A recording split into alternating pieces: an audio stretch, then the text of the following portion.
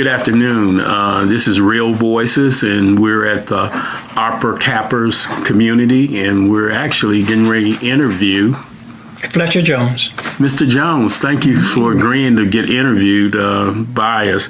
We're at this community, and this community is a Hope 6 community, and we're trying to find out some information related to what was the expectations that influenced your decision to move to this neighborhood or return to this neighborhood. Now, if I'm not mistaken, you are returning to this neighborhood. I moved to Maryland, and it was after my kids grew up, I decided they moved away, grew up, and I decided to move out on my own. And I thought about my old neighborhood, and that's why I decided to settle over here.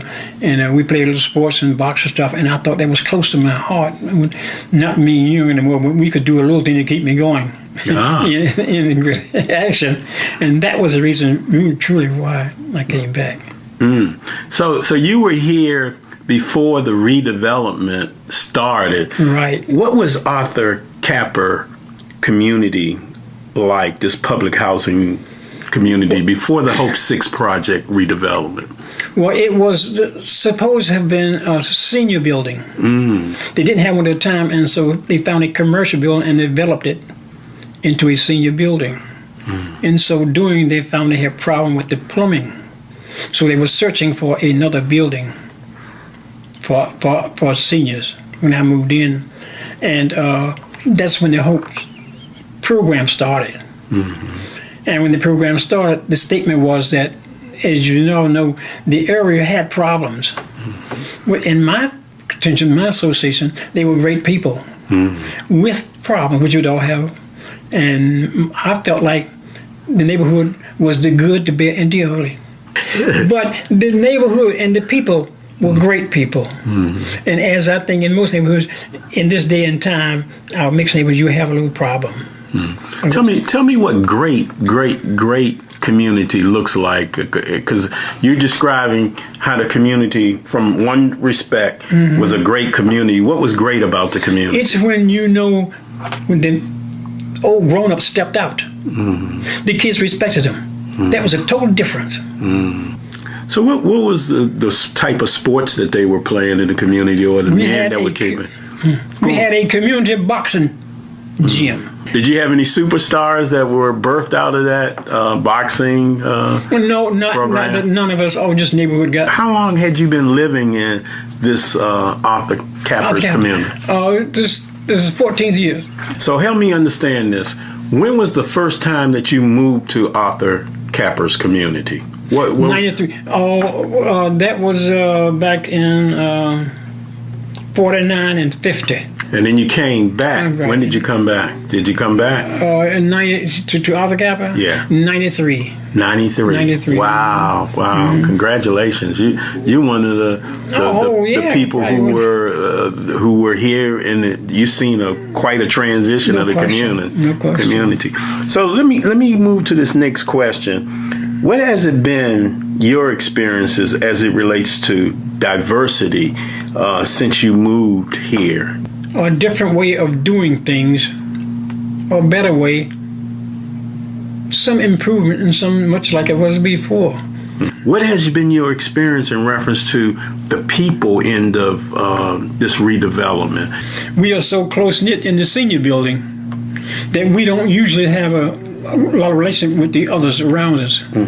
As a former leader of this community, this public housing development, what do you feel can be done in this community to ensure its success as a mixed income, diverse community? My experience is that we have different values. We should be able to sort of mix with each other without conflict. We don't let other things get in our way. How do you do that? How would you do it? If someone's going by and you've seen him a couple of times, you'll say, "My name is Jones," and just speak to him. That's the way most of the people are. And they do seem, sometimes they're standoffish, but I find that the new ones who have moved in, very friendly, very like. We don't have any animosity, any mixed feelings between. I found them our new neighbors, very friendly. Can we create a community where we all know, honor, respect each other? We ought to have understanding, compassion for each one, no matter what his job or standing is. And sometimes that's a conflict. I want to know, as it relates to, can we create a community where all know, honor, and respect each other? Everything you said, honor, and I'm going to surprise you. We have it already. It's already here. We need to build it up. Mr. Fletcher, I want to know this. If you have it already, what does that look like? I want to make this graphic. I'm in the kitchen.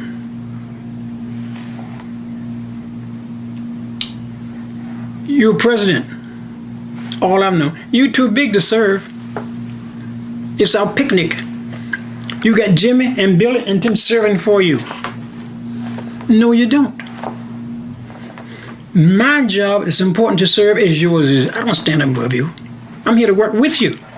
Next question I was asking you, what can you do to create this honor and respect each other? And you really just said it, unless you want to add some more, because you said that you serve others. Right, thank you. That's serve the point. Others. You got it. You serve others.